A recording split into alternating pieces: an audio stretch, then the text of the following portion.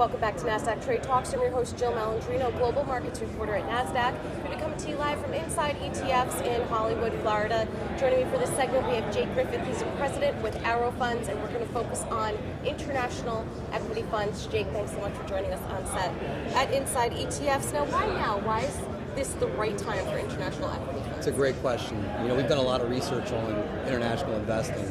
In the last 10 years, the U.S. has been the place to be. But we think the time has turned. Maybe summer of last year, we might go another 9 or 10 year cycle where international could outperform. And a lot of that has to do with valuations. We think that international is attractively priced from a valuation perspective. But we also have both hands on the piano. We do a lot of business with Dorsey Wright and Nasdaq, and we do momentum investing.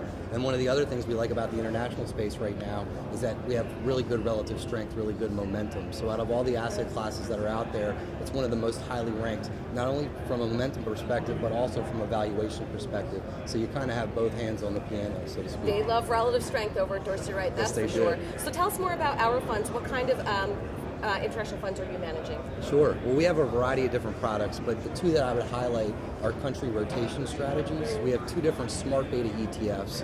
One's based on momentum, and we've partnered with Nasdaq Dorsey Wright. It's called the Dorsey Wright Country Rotation ETF. The symbol is DWCR. And what we're doing is we're looking at the world of countries, over 40 countries, and we're buying the 10 that have the best relative strength. But within those countries, we're buying the 5 to 10 stocks that have the best relative strength. So we're doing relative strength at the country level first, and then within the countries, we're buying the stocks that have the best relative strength. So you end up with a portfolio of about 50 to 100 really highly rated relative strength securities across the globe.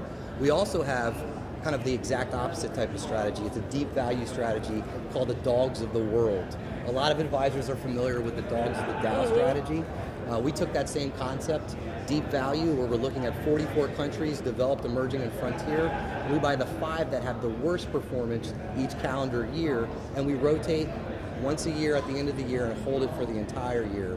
So you have the ability to source momentum with the Dorsey Wright Country Rotation strategy and source deep value with the Dogs of the World strategy, and that symbol is DOGS. Well, what's great with that, you don't run into country concentration risk, which is always a concern when people look for ETFs, so when they want the international exposure. Plus, you also get the equity within the companies that you find attractive. Absolutely. So why would you use these types of products versus traditional cap weighted against the emerging market indexes? That's a good question. So there's 3 reasons I would say. First reason is alpha.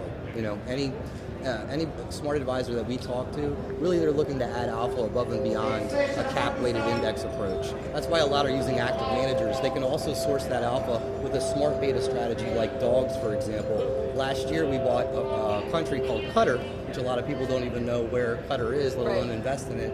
It ended up being the best performing country in the world last year. It was up over 22%. That's exposure they wouldn't normally get in a broad-based emerging market or a broad-based EFA index. So alpha is number 1. Number 2 is diversification. A lot of the EFA-based indexes, they correlate really highly to the S&P 500. Our strategies, because they're able to go emerging, frontier, or developed, and because they rotate, they're going to have lower correlation. So they're going to add diversification much more so than those broad cap-weighted index. And then the third, and I think the most important, is that advisors are looking to differentiate their practice. Anybody can go buy a 2 basis point or 1 basis point cap-weighted index. Now they're looking to do something that's unique, that can add alpha and diversification and differentiate themselves. All right, Jake, thank you so much for joining us at Inside ETFs. Thank you. And thank you for joining me throughout the day. I'm Jill Malandrino, Global Markets Reporter at Nasdaq.